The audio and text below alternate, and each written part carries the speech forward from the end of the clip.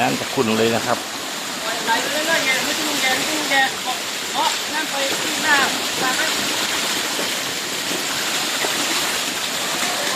แกนึกว่า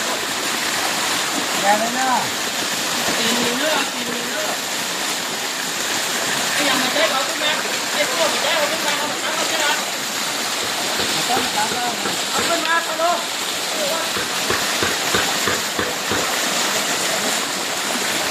อย่าเอาเลยนะ ดูเหมือนวัดในป่าเลยนะครับมันก็ป่าจริงๆอยู่ติดกับสวนสัตว์เชียงใหม่ครับ